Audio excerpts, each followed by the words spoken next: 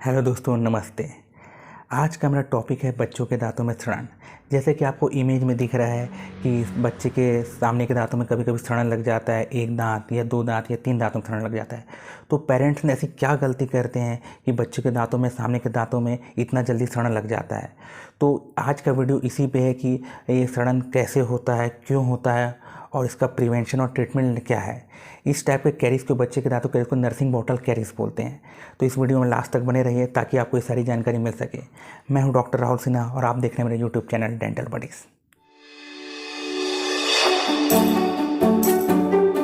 दोस्तों, nursing bottle carries, जिसका other नाम होता है बेबी बॉटल कैरीज या बॉटल फीडिंग कैरीज, ये नाम से ही पता है कि जैसे बच्चा अगर बॉटल से दूध पीता है या मदर का फीडिंग करते करते सो जाता है तो दूध के जो कण रहते हैं सामने के दांतों में, कुछ कण दूध के रह जाते हैं, क्योंकि दूध में बहुत ज़्यादा मात्रा में, माँ के दूध में या नॉर्मली बच्चों के दूध में कार्बोहाइड्रेट की मात्रा बहुत ज़्यादा होती है, जिससे मुंह में उपस्थित सलाइवा में उपस्थित बैक्टीरिया आकर्षित करते हैं और आकर्षित होकर उसमें बैक्टीरिया प्लाक या कॉलोनी में का फॉर्मेशन करते हैं और उस दूध के कार्बोहाइड्रेट को यूज़ करते हैं और बाय प्रोडक्ट वो एसिड छोड़ते हैं, जिससे दांतों में सड़न लगती रहती है, एसिड से डीके होना चालू हो जाता है।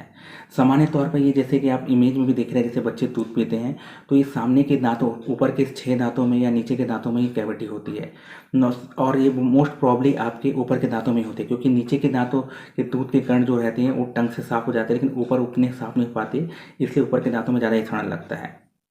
तो ये तो हो गया नर्सिंग बॉटल कैरीज होती कैसी है। अब इसका प्रिवेंशन कैसे होता है, हम बच्चों के दांतों को नर्सिंग बॉटल कैरीज से बचाने के लिए प्रिवेंशन हमें क्या करना है कि कैविटी हो ही ना हो और दांत बचे रहे।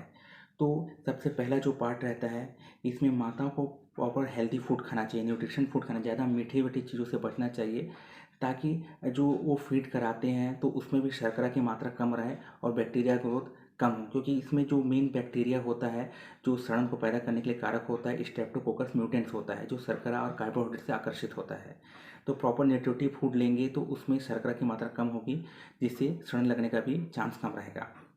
जो सेकंड आपका टिप है, आप कॉटन के, अच्छे साफ कॉटन के कपड़े से हल्का गर्म पानी में डिप करके उसको, अगर बच्चे के दांत ना भी आए हैं तो जो गम पैड होते हैं उसको, गम पैड को आपको क्लीन करना है और टंग को भी साफ करना है। जब बच्चा थोड़ा बड़ा हो जाता है, जब उसके दांत आना चालू हो जाते हैं, तब उसको हम बच्चे को शॉर्ट ब्रश वाले या फिंगर ब्रश से ब्रशिंग करनी चाहिए। और 2 साल के अंदर तक के बच्चों को पेस्ट का रिक्वायरमेंट नहीं है, उनको बिना पेस्ट के भी आप ब्रश कर सकते हैं। और प्रॉपर दर्द के ब्रशिंग करनी है, यानी ये ब्रशिंग 2 टाइम होनी चाहिए, सुबह होनी चाहिए और रात को सोने से पहले, क्योंकि रात को सोते समय ही दूध के कण ठहर जाते हैं, इसलिए कैविटी लगती है। तो ब्रशिंग प्रॉपर होनी चाहिए। 2 साल से बड़े बच्चों में आप यूज़ कर सकते हैं, फ्लोराइड वाले पेस्ट से ब्रशिंग कर सकते हैं। और मेरा एडवाइस रहेगा पेरेंट्स से, एटलीस्ट 6 ईयर तक या 5 ईयर तक आप बच्चों को खुद ब्रशिंग करवाएं, क्योंकि उनको अच्छे से ब्रशिंग करना नहीं आता। वो ब्रशिंग करने के चक्कर में अपने गम्स को भी हर्ट कर सकते हैं। तो आप बिल्कुल उनको पहले ब्रशिंग करने का गाइड कीजिए, प्रॉपर दांतों ब्रश करवाइए और एटलीस्ट 5 ईयर्स तक तो उनको ब्रश आप अपने हाथों से करवाइए, ताकि उनको प्रॉपर ब्रश करने का आदत रहे। क्योंकि अगर आप बच्चों के साथ फ्री हैंड ब्रश करने देंगे तो ब्रश प्रॉपर करेंगे नहीं और पेस्ट को इनहेल कर लेते हैं।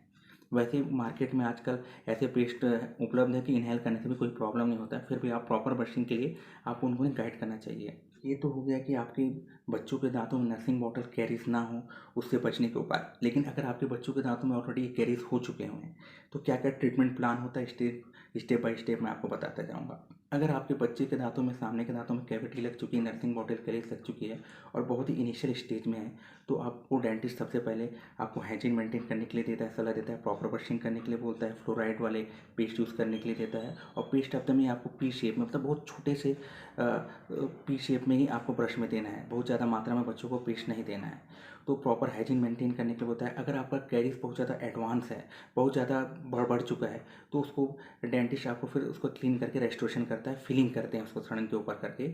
और कैविटी से, जैसे कि आपको इमेज में दिख रहा है, तो उस समय हम लोग दांत को निकालने का सलाह देते हैं, क्योंकि अगर बहुत ज़्यादा सड़ा हुआ दांत है और बार बार इन्फेक्शन या पस का उसमें फॉर्मेशन हो रहा है, तो आने वाले परमानेंट दांत के लिए भी ये दिक्कत कर सकता है। तो इस प्रकार ये ट्रीटमेंट लाइनअप हम कर सकते हैं। लेकिन ज़्यादा ज़्यादा बेटर रहता है कि बच्चे कोऑपरेटिव नहीं होते, छोटे बच्चे ट्रीटमेंट नहीं कराते, तो बचाव पे ही आप ध्यान दीजिए, तो ज़्यादा बेस्ट रहेगा, ताकि आपके बच्चों के नर्सिंग वाटर कैरी से बचे रहें।